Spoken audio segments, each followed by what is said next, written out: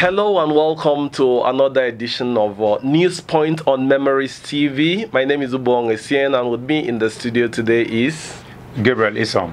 Gabriel, you are welcome to the program. Thank you, Ubong. We have so many burning issues on the news today and this week in general, and we want to be talking about some of these issues, Gabriel. Is there anyone that particularly comes to your mind? Well, as we speak, there are several issues that are really bugging people's minds in Nigeria right now. And I think essentially we have issues on border closure, issues on involving the military coming on the street, several. And, Operation Positive yes, identification. We have that of the dog in quote who became a celebrity. Dog. You know, and there are a whole lot of the new dog, the brave dog. Yes. That's interesting. So let's talk about the border closure. Okay. You know, there's been questions that people have been asking, why did they close the Nigerian land borders? And this week, the governor of Central Bank, Mr. Godwin Emefiele, came up with the whole story on how it started. Let's even hear what Mr. Emefiele has to say about the border closure. Stay with us. The chairman of the Rice Processors Association called me. Incidentally, he owns Umza Rice in Kano. He called me and said that all the rice millers and processors are carrying in their warehouses nothing less than 25,000 metric tons of milled rice in their warehouses. That this rice had been unsold because of the smuggling and dumping of rice through Republic of Benin and other border posts that we have in the country. And that he would want us to do something about it. Secondly, we also have some members of the Poultry Association of Nigeria who also complained that they have thousands of crates of eggs that they could not sell, together with even some of the processed chicken that they could not sell, also arising from the problem of smuggling and dumping of poultry products into Nigeria.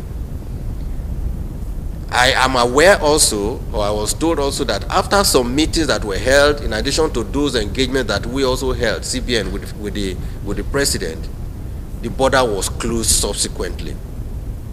Gentlemen of the press, a week after the borders were closed, the same Rice Millers Association, Rice Farmers Association, Rice Millers Association called to tell us that, listen, that all the rice that they had in their warehouses have all been sold.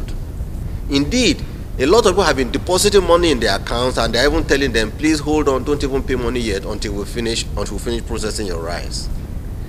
The Poultry Association themselves have also come to say, listen, that they have sold all their eggs, they have sold all their processed chicken, and that demand is rising. So when you ask, what is the benefit? The benefit of the border closure on the economy of Nigeria are just used two products, poultry and rice. The benefit is that it has helped to create jobs for our people. It has helped to bring our rice milling, integrated rice mills that we have in the country, also bring them back into business again, and they are making money. Okay, that's Mr. Godwin Emefiele, the governor of Central Bank, talking about the border closure. Mr. Gabriel, what really comes to your mind when you have heard that? Well, the most important thing is, let me start from this angle. A lot of Nigerians have been crying foul. They've been complaining, crying they're dying, that the economy is stifled. Of course, rice is expensive. Yes. It wasn't like this before. Yes, but from what the governor has just explained, it is like, well, we're saying glory be to God right now, because from his explanation, rice is now in the country, and the rice we're eating now is our own rice. From the country. He's talking about rice and chicken. Yes. The two things that we enjoy most. Going together. And these things are coming from our own very soil. I don't understand. This is beautiful. But let's look at it. Do we have enough rice and chicken in the country to take care of this coming Christmas? That should be an issue. It's a tall one. That's an Wow. interesting story. And Yes. then there's this story about the censorship of social media.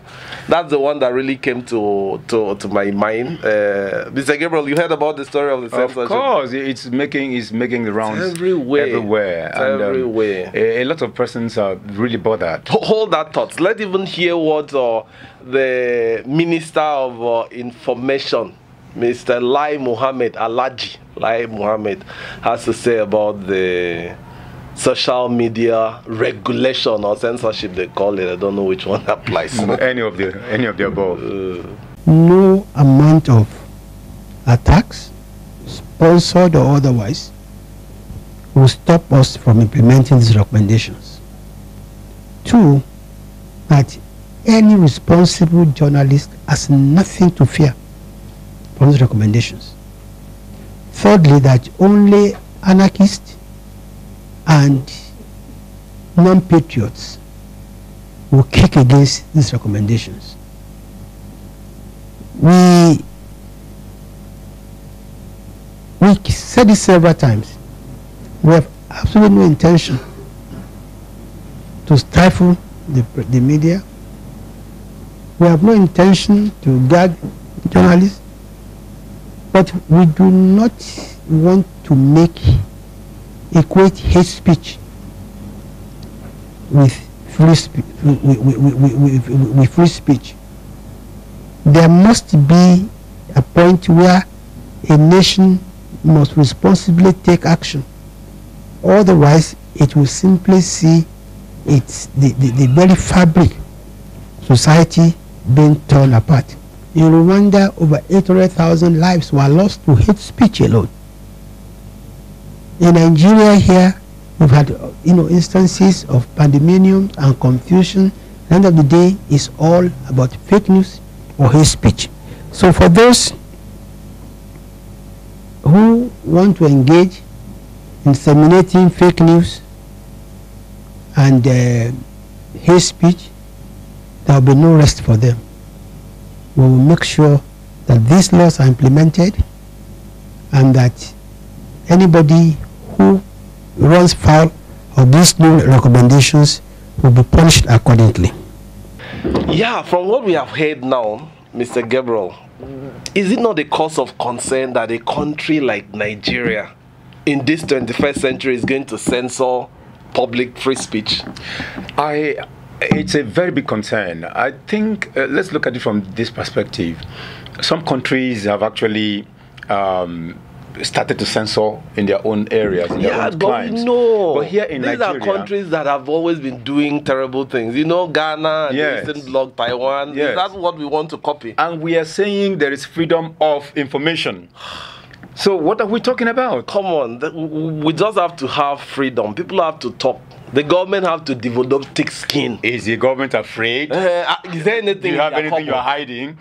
So allow people to talk. And there's always information gap. If they're not telling us stories, then we have all these social media people to coming express up with ourselves. stories. That's right. So we have to come up with. I mean, come on. This is Nigeria. And again, they are looking at this social media from the negative aspect. I beg, what about the positive aspect? My blood done the hot. Let's even take something to laugh about. The dog that has become a celebrity. Yeah. That dog is the Rambo of our of the animal kingdom. Let's take a look. That is the dog. Let my producer come on. Okay, that's the picture of the dog. Yeah. That dog is a celebrity. The president of the United States of America tweeted the picture of this dog. This dog is the dog that chased ISIS leader al-Baghdadi with 2 or 3 of his children into the hole. Yes, into the. You know what? Terrible. Here we are seeing a dog from another clime achieving this kind of feat, achieving its God-given destiny, exhibiting talent. So you mean all these 404 in this? They here, we kill them and eat. Oh my God! I mean, I think the time has come for Nigerians to. But all this bingo, they don't fit, so they don't try at all. I saw one just now, and I was telling that dog. They don't try at all. They are kidnapping people all over the place. Our bingos are not proactive. They're not. They're rather afraid.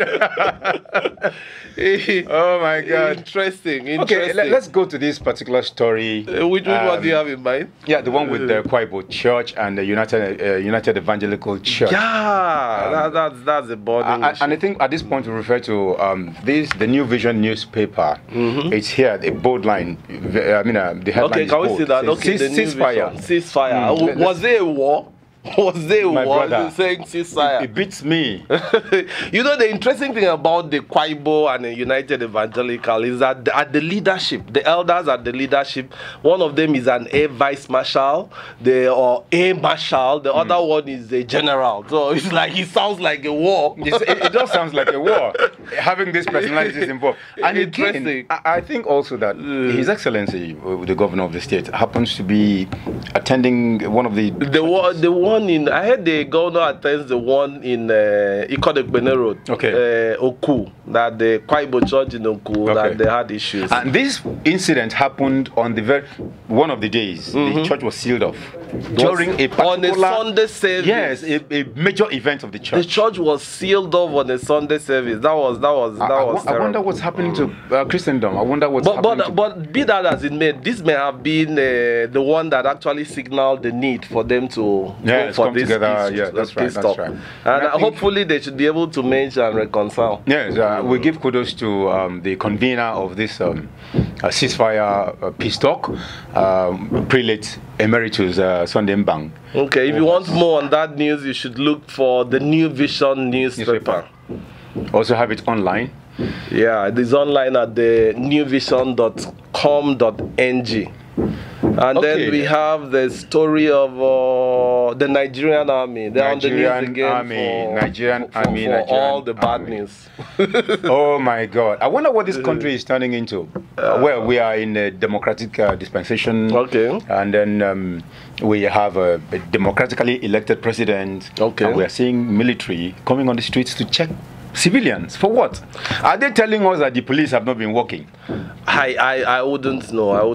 But their experience, you know, the president used to be a military man, so he has that disposition. And there's also an experience too that is causing this. The terrorism in the northwest, the banditry in the northeast, the kidnapping and the militancy in the south. Yes, but so when you see all these things, you shouldn't blame them. No, but the point is they are reason for coming on the streets. Okay. For this operation, positive identification, is to be able to curb these menaces, to curb criminals.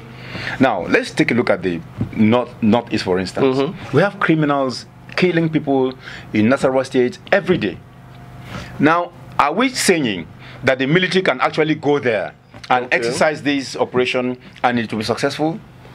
Because that has to come to mind. It can assure Nigerians only the northeast. It's not even only the northeast. Yes, what they want to do now, they want to do it all over the country. Okay. But my problem is, won't they abuse the process? Because we are talking about Nigeria. I know this is my country. I love Nigeria, but I know Nigeria. And we are talking about the army fully empowered with ammunition to get on the streets. Tell them to get on the streets and start identifying people. It's going to be... you remember there's a case that is still on ground now of a lady that was returning to her school in southeast or southwest, and at an army checkpoint, she was raped.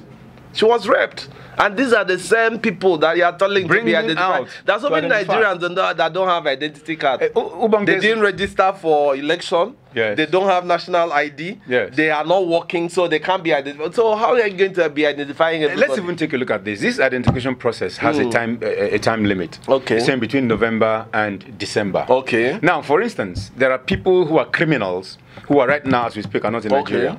How do you identify them? And these same people, they watch you and make sure they wait until the exercise is over and they return to Nigeria to continue their nefarious acts. How do you check them? How do you ensure security and safety? But my brother, look at it though. It's November to December. To December, just 1 month. That's the time that all my Igbo brothers, everybody are traveling up and down. No. So we're in trouble. For how many? How many soldiers are checking 250 million Nigerians in 1 month? Thank you. That's how much we can take today in program News Points. We have been able to highlight some of these issues that are bothering us, issues on the front burner. And we also want you to make contributions and tell us what you'd like to hear about in a subsequent edition. Visit us on our website that is on the screen now. And also you can call us or send us SMS to let us know how you think. Until we come your way again, my name is Ubong Essien, and with me, Gabriel Lisong. Gabriel Lisong. Keep being the true Nigerian. Thank you.